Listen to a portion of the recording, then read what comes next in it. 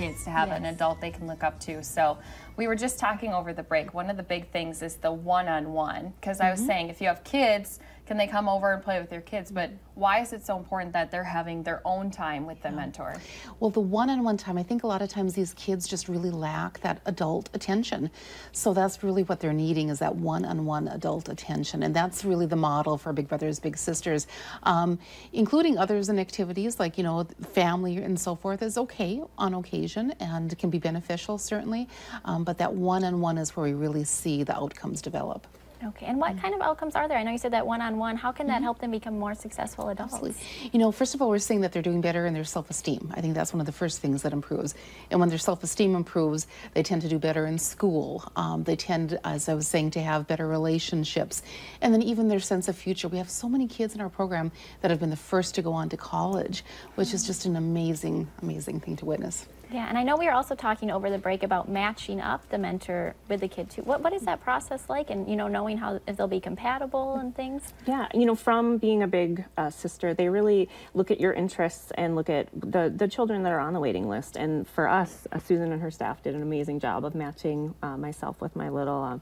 We like to read. We do some of the same hobbies. We have similar sense of humor as she's gotten older. It's been fun to see that come out. But there is a process that Susan can kind of elaborate on a little bit more.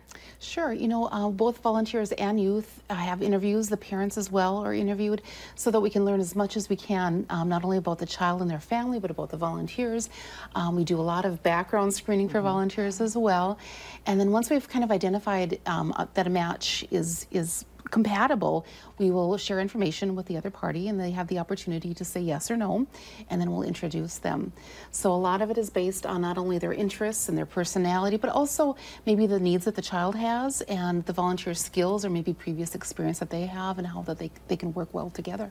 I know we've been talking a lot about the effects that it's having on the kids who are part of the program. What about their families, their parents? What are they saying when they're seeing their kids kind of develop into these, you know, more mature, you know, more confident adults? Absolutely.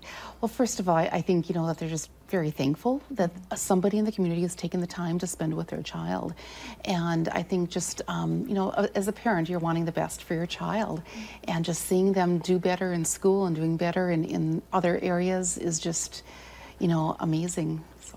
Yeah, and I know you've been doing it for 5 years, so how have you enjoyed, you know, watching this child grow up? Like you said, you watch them grow, you watch them change. I'm sure that must feel good to know you've had that impact on them. It does, and just to see her kind of come into her own and go into middle school and have the confidence to deal with some of the things that happen in middle school, it's awesome to see the person that she's developed into. So, if people are kind of considering it, how do you kind of push them towards, you know, do it, try it for a year, and then, you know, go on from there? You know, it's really a time commitment, but it's not that big of a time commitment, and it's fun, and you really get to make a direct impact, and that's one of the things that I know we all want to make the world a better place, and this is one fun, easy way to be able to do that. So yeah, Susan, let's remind people how they can get involved and maybe get kind of screened and start their process. Absolutely. They can give us a call at 451-4877, or they can go to thevillagefamily.org. Perfect. Now's the time to do it, yes, too. It is. We're starting a new year. Maybe that's your resolution, too. Sure, absolutely. Thanks, ladies. Thank you. Thank you for having us. All right, we're going to be talking about how you can use aloe vera to help your hair, skin, and more when we come back.